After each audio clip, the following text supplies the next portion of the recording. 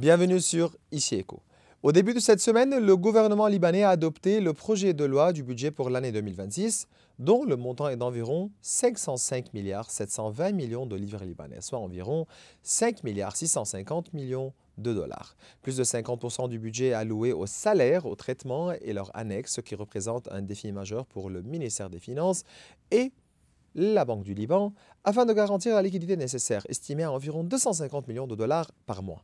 Le gouvernement précise que bien que le budget de 2026 veille à garantir des ressources financières appropriées pour chaque type de dépense, il est actuellement impossible d'inclure une révision des salaires pour tous les employés du secteur public, qu'ils soient civils, militaires ou retraités.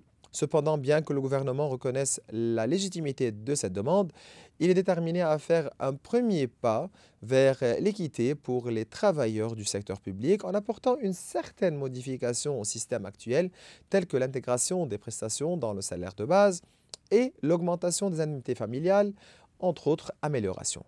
Après l'adoption du budget, le gouvernement étudiera la possibilité d'ouvrir des crédits supplémentaires nécessaires pour mettre en œuvre ces ajustements, tout en précisant que le budget de 2026 n'a pas pour but d'augmenter les impôts ou d'en imposer de nouveaux, mais de financer les dépenses publiques, y compris les dépenses d'investissement, par la mise en place d'une meilleure conformité fiscale, le suivi des contribuables non enregistrés auprès de l'administration fiscale et la poursuite des contribuables enregistrés mais non conformes dans leur déclaration fiscale et leur paiement dans les délais légaux.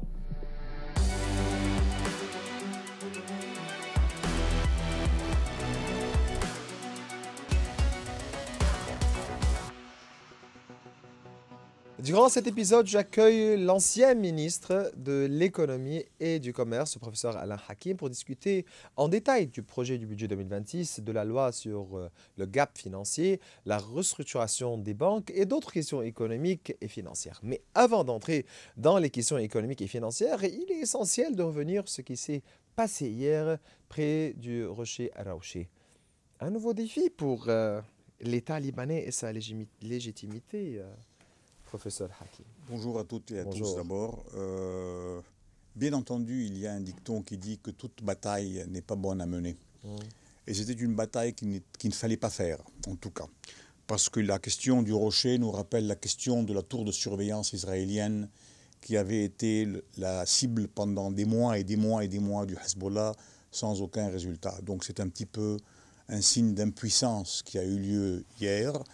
L'impuissance du Hezbollah de faire mieux, donc simplement de manifester dans l'eau et sur terre, d'une manière civile, si on veut dire, mais aussi l'impuissance de l'État libanais. De l'État libanais, malheureusement. Donc aujourd'hui, il y a si vous voulez, une affirmation d'un manque d'audace, d'un manque de courage, parce qu'un État ne peut pas reculer devant ses décisions, surtout des décisions comme celle-ci. Voilà pourquoi, avant de la prendre, il fallait mieux un peu plus réfléchir à ceci et savoir à quoi ça allait mener, en fin de compte, et ne pas simplement toujours se baser sur des candidatons et des promesses qui, souvent, au Liban, ne sont pas de mise. Mais face à cette situation, quel message le Liban adresse-t-il à la communauté internationale? Malheureusement, le message est un message négatif, parce que jusqu'à aujourd'hui d'ailleurs, ce n'est pas nouveau.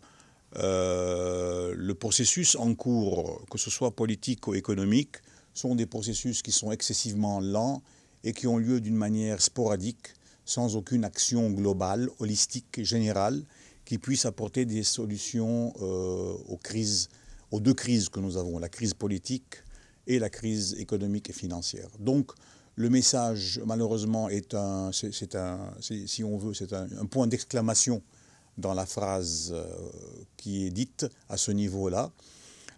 Et un point d'exclamation, c'est important, surtout quand il s'agit d'une position d'un État vis-à-vis d'un parti politique, surtout qui est considéré comme un parti politique terroriste.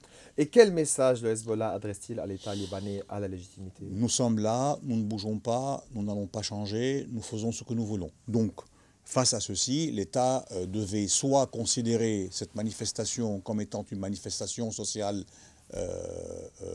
rocambolesque normal, qu'ils puissent faire ce qu'ils voulaient en fin de compte, et ne pas rentrer dans des diatribes et des discussions si c'était légal ou pas légal, vu qu'il y a une certaine légalité à toute manifestation, il y a une démocratie au Liban.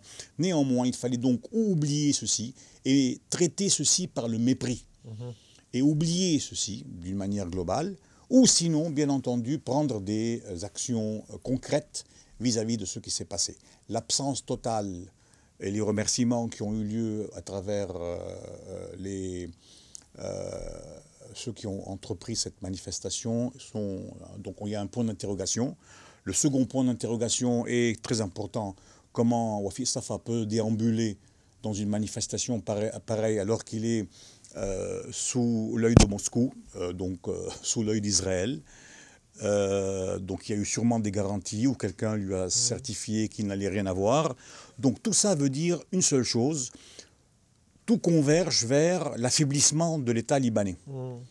Donc s'il a reçu des garanties de qui, donc aussi c'est bien sûr l'affaiblissement de l'État libanais, sa présence c'est l'affaiblissement de l'État libanais, la non-réaction c'est l'affaiblissement de l'État libanais. Nous payons les pots cassés de tout ce qui se passe parce que, bien entendu, les décisions, il y a un manque d'audace total. Et bien sûr, les décisions qui sont prises un petit peu à la va-vite, à mon avis, sans aucune réflexion. S'il y a eu réflexion, il y a eu une réflexion hâtive qui a mené à, encore une fois, une débâcle. C'est une débâcle politique à ce niveau-là. Je ne sais pas, le gouvernement, quelle sera sa position dans le proche futur. Nous savons déjà que le Premier ministre a suspendu ses activités. Il a suspendu ses activités et on attend voir ce qui va se passer. En tout cas, il n'est pas trop tard pour bien faire. Et à mon avis, nous pouvons toujours, parce que regardons aussi l'autre côté des choses. N'oublions pas que l'État libanais a empêché l'atterrissage de 2 avions iraniens à l'aéroport de Beyrouth. Le jour même. Le jour même, donc pour éviter toute effusion de joie et de participation et de coordination avec l'Iran, bien entendu, au niveau de cet événement-là. Le fait d'interdire ces 2 avions d'atterrissage, c'est déjà quelque chose. Mais n'oublions pas que dans ce cas précis, le bâton qui était derrière ceci est très important. Parce que les menaces israéliennes étaient claires à ce niveau, pas au niveau seulement de ces avions, mais en général sur l'atterrissage d'avions iraniens à l'aéroport de Beyrouth, surtout après ce que Tom Barak a dit à propos des 60 millions de dollars qui sont parvenus à Hezbollah. Donc, il est clair que quand l'État libanais est soumis à une pression vraiment importante, il réagit. Et quand il ne l'est pas, il ne réagit pas. Donc, c'est ça qui fait vraiment se poser des questions sur le sujet. Professeur Hakim, craignez-vous le bruit des tambours de guerre? Et quel en serait le prix cette fois? À mon avis, plus le temps passe, plus le prix à payer vers la solution à venir, globale, va être élevé pour le Liban. Plus nous y prenons tôt, plus le prix à payer sera bas. À tous les niveaux. Je parle au niveau politique, au niveau militaire, au niveau social, au niveau économique, au niveau financier. Donc il est clair qu'aujourd'hui, cette perte de temps journalière, parce qu'encore une fois, n'oublions pas que le Liban ne subit pas ça depuis quelques mois. Nous subissons ça déjà depuis une période très élevée, économiquement 6 ans, au niveau militaire et social, etc., au niveau de plus de 40 ans, avec la présence du Hezbollah, qui avait mis une main totale sur le Liban. Et on était en train de payer au niveau politique et même au niveau social, économique et militaire le prix de cette occupation. La preuve d'ailleurs, c'est les subventions qui ont été payées en 2020, je crois, et qui ne sont parvenues 12, 13, 14 milliards. Voilà, c'est une aide à la Syrie, bien entendu, pour la guerre qu'elle avait entreprise, et en même temps une aide pour le Hezbollah, qui en avait besoin d'argent. Pour la résistance. Voilà. Il existe toujours un lien entre le désarmement du Hezbollah et la relance économique et financière. Quel rapport existe-t-il entre le contrôle exclusif des armes par l'État, la construction des institutions et l'impact sur la croissance économique? L'économie est fragile. L'économie, en général, est très timide. Elle se contracte très vite. Et bien sûr aussi, elle peut aussi s'étendre d'une manière beaucoup plus rapide. Comme nous l'avons remarqué juste après la guerre, durant les 6 derniers mois, en gardant en tête qu'on a un taux de croissance plus ou moins positif, malgré qu'il est plus ou moins difficile de calculer. Aujourd'hui, sans institution, sans la construction d'un État, sans une centralisation totale des armes au niveau des forces militaires libanaises, il ne peut pas y avoir de confiance, qui est la pierre d'achoppement de l'économie en général. On ne peut pas demander d'avoir des investissements, on ne peut pas demander à des investisseurs de venir tant qu'aujourd'hui le Liban est dans un état, je dirais, instable et où il n'y a pas de balance. On ne sait rien à ce niveau. Qu'est-ce qui va se passer? La preuve, on avait dit sur ce plateau ensemble, je crois, il y a peut-être quelques mois ou quelques années, comme quoi nous allions avoir des eurobonds qui vont aboutir de 6 points. On était à 6 points, on est arrivé aujourd'hui à 23. On est redescendu à 22,5 hier, suite à tout ce qui s'est passé et bien sûr cette incapacité de l'État. Et c'est malheureux de dire ça, l'incapacité de l'État de réagir vis-à-vis de ce qui se passe. Donc, on doit arrêter d'être réactif. Il faut être proactif, même si cela est difficile. Encore une fois, l'audace est importante. Mais c'est le rôle de l'État. C'est le rôle de l'État. Il faut de l'audace. Et l'audace est le synonyme des hommes d'État. Donc voilà, il faut voir si jamais nous avons des hommes d'État qui puissent prendre ceci en charge et aller de l'avant. Parce qu'encore une fois, plus le temps passe, plus nous perdons. Plus nous perdons et plus nous allons payer très cher le futur.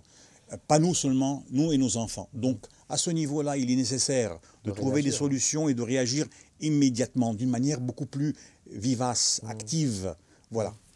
Nous allons passer au dossier économique et financier. Le gouvernement a adopté le projet de loi du budget pour l'année 2026, dont le montant est d'environ 505 milliards 720 millions de livres libanais, soit environ 5 milliards 650 millions de dollars. Donc plus de 50% du budget est consacré aux salaires et au traitement, ce qui constitue un défi important donc, pour le ministère des Finances et la Banque centrale pour pouvoir garantir la liquidité nécessaire. On a besoin de 250 millions de dollars par mois pour pouvoir couvrir les salaires et autres traitements. Quel est votre commentaire sur ce budget, en particulier sur sa taille et la part que représentent les salaires de ce budget? On reste à 50%, on est de ces 6 milliards après. Donc on est à 250 millions de dollars par mois. Certains disent un peu plus, certains disent un peu moins, mais néanmoins, c'est le demi du budget de l'État libanais. Donc encore une fois, je considère que ce budget adopté par le gouvernement actuellement, je me demande comment ça a été, n'est pas celui d'un État qui cherche réellement à sortir de cette crise. Ce n'est pas, encore une fois, un budget audacieux. Nous revenons au même terme. Mais plutôt un simple exercice comptable, comme d'habitude, comme nous avons déjà été habitués plusieurs fois, dénué de toute vision économique et sociale. Je ne trouve pas à l'intérieur une politique fiscale.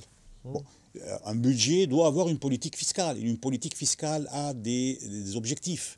Le premier objectif de la politique fiscale et même du budget serait une justice sociale qui n'existe pas actuellement malheureusement. Nous n'avons pas besoin de chiffres alignés aujourd'hui, simplement pour combler un déficit ou pour raconter n'importe quoi. Pour dire qu'on va atteindre un déficit nul. Voilà. On a besoin d'un plan de redressement global, d'une stratégie économique cohérente et ambitieuse. On a besoin d'une approche, encore une fois, le terme est spécifique, holistique, donc global, général, qui n'a pas lieu jusqu'à aujourd'hui. Un budget doit être un outil pour créer des emplois, pour soutenir des secteurs productifs. On en parle souvent, chaque jour, on nous rabat les oreilles avec l'industrie, avec l'agriculture et même les services. Donc en général, ceci n'a pas lieu. Ensuite, on nous parle de développement durable. Il n'y a aucune relation avec le budget et le développement durable. Mais on fait face juste à un budget qui ne répond qu'aux conditions du Fonds monétaire international. Je vais revenir à la question. Le budget doit pouvoir restaurer la confiance dans le secteur financier, dans le système bancaire, etc. etc. Ceci n'a pas lieu à travers pareil budget. Donc, automatiquement, face au FMI dont on est en train de parler. Ces réunions continuent avec la délégation du FMI on essaie juste toujours de répondre aux conditions, à ce que la FMI demande, etc. Mais, ne sachant pas où nous devons aller, comment nous allons y aller, automatiquement, on est pris en charge par autrui, qui bien entendu ne fait pas grand cas de nos besoins et de la situation spéciale du Liban dans laquelle nous sommes. Moi, je peux stipuler, à part le fait que le FMI, est important en termes de blanc-seing peut-être, mais néanmoins, nous pouvons compter sur nous-mêmes. Aujourd'hui, si nous reprenons un peu les avoirs de la Banque du Liban et nous revoyons un peu combien est l'écart ou ce qu'on appelle le trou financier que nous avons, nous pouvons trouver des solutions aujourd'hui médianes qui puissent donner encore une fois un souffle au cycle économique le plus tôt possible. Encore une fois, je vais donner un petit exemple. Si nous utilisons 15 milliards des avoirs que nous avons, quels que soient ces avoirs, que ce soit la plus-value de l'or, que ce soit la réserve obligatoire, un peu de là. Donc, on est à peu près à 50 milliards de dollars. Si nous pouvons réunir 15 milliards de dollars et automatiquement les débourser d'une manière globale au niveau de nos déposants, en leur rendant leur argent d'une manière globale, automatiquement ceci va apaiser le marché.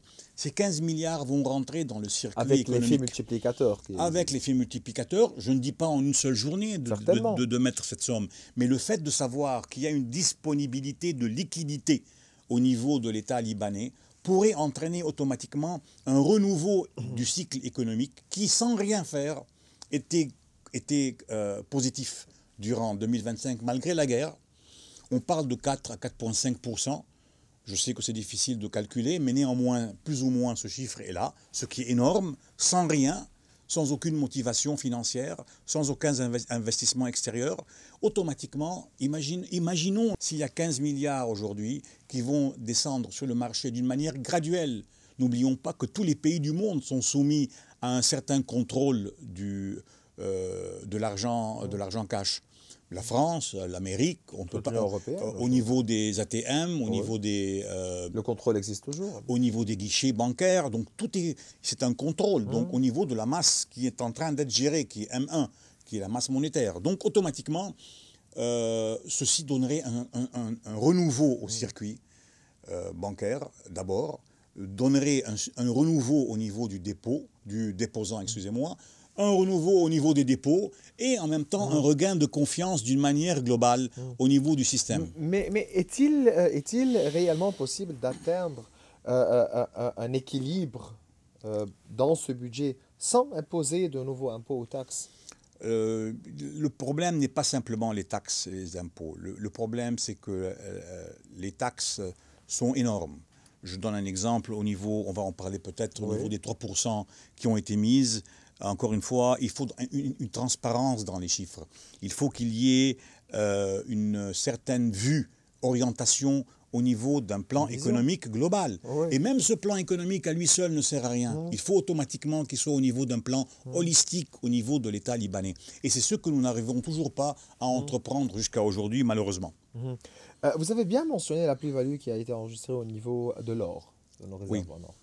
Donc, vous soutenez l'idée ou bien l'importance d'investir une partie de cet or?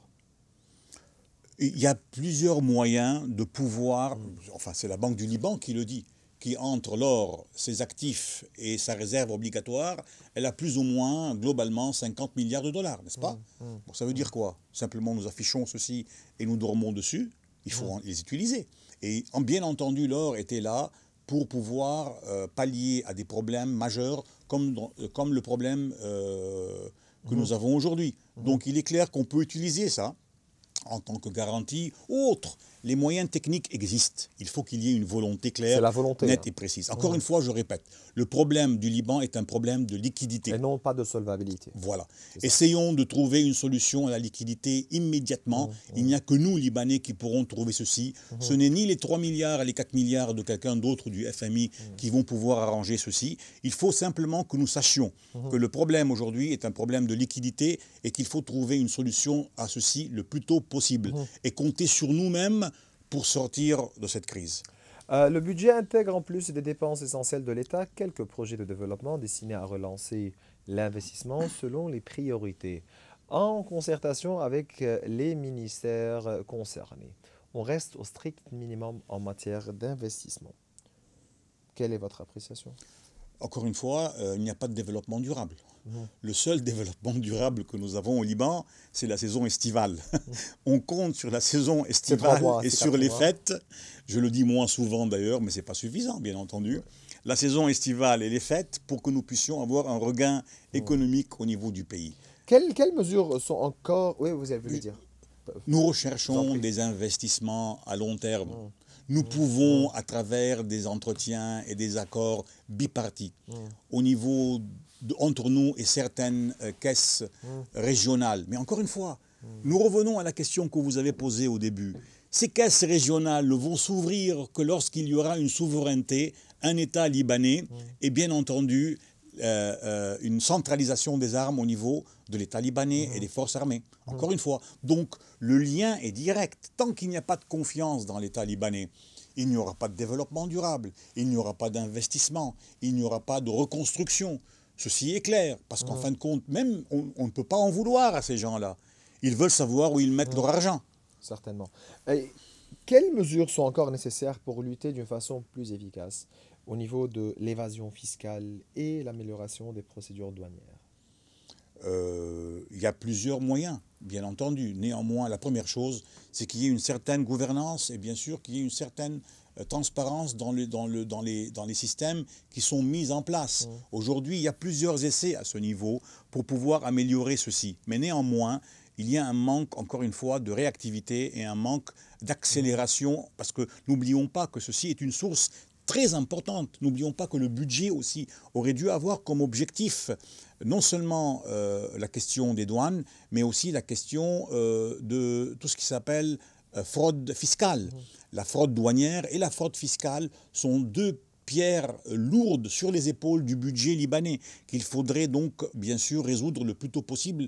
Et n'oublions pas que ces deux poids que nous avons là sont source immédiate de l'économie cash, qui est aussi un ennemi de l'économie officielle et qui influence directement sur le budget qui a été mis d'une manière globale. D'ailleurs, qui ne prend pas ceci en considération. Encore une fois, ce point est en relation avec les armes. Donc ce point est en relation avec la souveraineté. Ce point est en relation avec la confiance. Ce point est en relation avec, bien sûr, l'État libanais et ses relations avec les pays au niveau international. Le ministre des Finances, Hassine Jaber, a insisté sur le fait que la crise que traverse le Liban est une crise systémique. Une position officielle dans la négociation avec les institutions internationales. Remontant à la décision du gouvernement Hassan Diab, mars 2022, de suspendre les paiements de la dette. Votre commentaire? Le point essentiel dans ceci, ce n'est pas simplement de décrire ceci comme un problème systémique. Le problème est un problème holistique, beaucoup plus grand que le système même. Donc il est nécessaire d'y apporter des solutions immédiates et d'y remédier le plus tôt possible à un niveau holistique. Donc il n'y a rien qui fonctionne sans que l'autre... Il y a une synergie des activités à ce niveau-là et une synergie des solutions. Tant que ça ne fonctionne pas ensemble, ça ne fonctionnera pas. L'État est en train d'essayer de percer ici et là, d'une manière timide et éparse. Ceci ne mènera à rien. Ceci ne mènera qu'à, bien entendu, une faillite totale encore plus grande et une facture encore plus lourde à payer. Je reviens toujours dessus. Nous allons passer à la GAP Law, donc la loi du GAP. Le Parlement a adopté la loi sur la restructuration et la réorganisation du secteur bancaire, mais son application reste liée à l'adoption de la loi sur le GAP financier. Celle-ci devrait être finalisée avant la fin de l'année. Si le rythme actuel est maintenu, la loi inclura un plan global de répartition des pertes et des dettes. Le gouvernement, le ministère des Finances et la Banque du Liban travaillent actuellement sur la loi du GAP.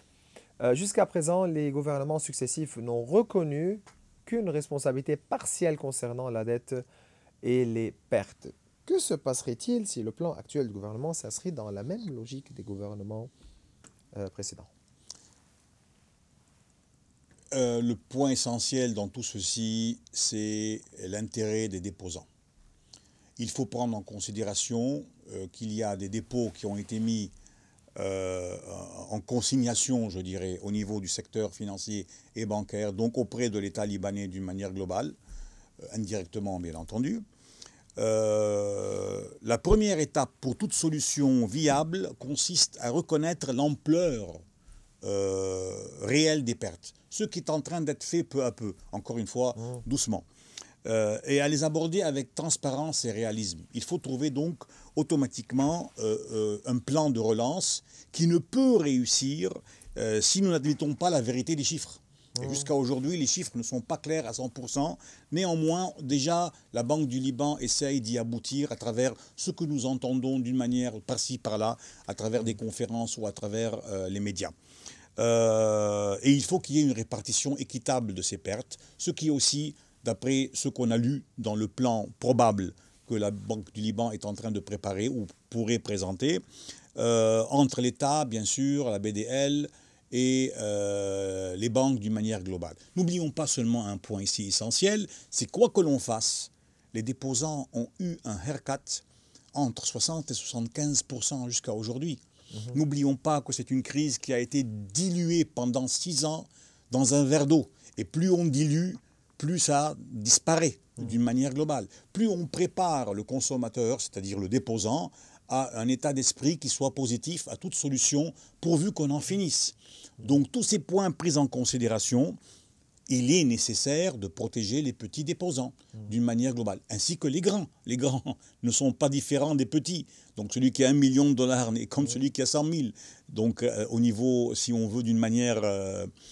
Mais pour vous, vous refusez toujours le terme de restructuration des banques. Vous dites que les banques n'ont pas besoin d'une restructuration. Nous devons parler de refinancement, beaucoup plus. Restructuration, pour moi, en tant que gestionnaire, est une restructuration en termes de métier, en termes d'organigramme, en termes de fonctionnement. Aujourd'hui, les banques libanaises sont pleinement fonctionnelles d'une manière globale, à tous les niveaux. Au niveau du risque, au niveau de du blanchiment d'argent, au niveau des systèmes, au niveau donc des transferts, au niveau du fonctionnement interne, au niveau des systèmes informatiques. C'est pas ça qu'on va restructurer.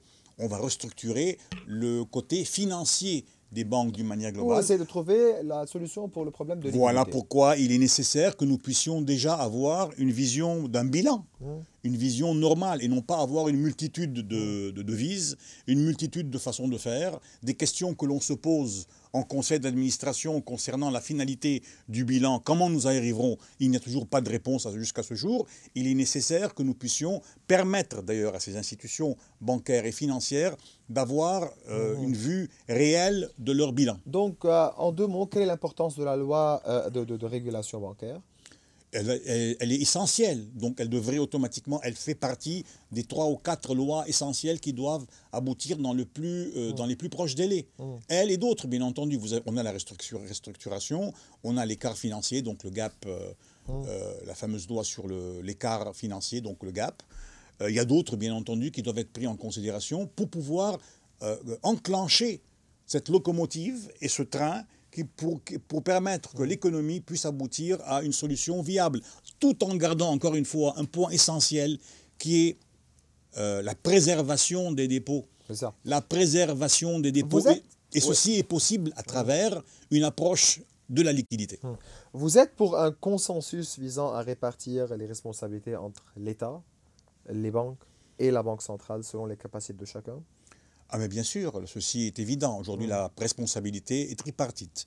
Et cette responsabilité, bien sûr, doit avoir lieu sur l'ensemble des joueurs sur le terrain, en gardant en tête, bien entendu, que l'État devrait d'abord penser à revoir les 16,5 milliards qui sont une dette vis-à-vis de la Banque du Liban, et ceci le plus tôt possible. Dont le gouverneur Karim Saïd insiste que ces 16,5 milliards de dollars s'inscrivent comme une dette. Je suis complètement d'accord, et les preuves sont là, et les documents sont là aussi. Donc cela va faciliter le rééquilibre du bilan de la Banque centrale. Bien entendu. Encore une fois, je reviens à la question de liquidité qui est essentielle pour moi. 15 milliards aujourd'hui jetés sur le marché, encore une fois, graduellement, à travers des lois, à travers un mécanisme, sur 2 ans, 3 ans, 4 ans, 5 ans, vont réactiver automatiquement l'économie d'une manière globale. Quand l'économie et le cycle économique reprennent, automatiquement l'État commence à gagner plus. Automatiquement l'État peut se permettre de rendre aux déposants leur argent. Voilà pourquoi moi je considère que la préservation des dépôts est essentielle. En premier lieu, je ne parle pas de restitution. Qui restitue des dépôts dans leur totalité au monde? Personne.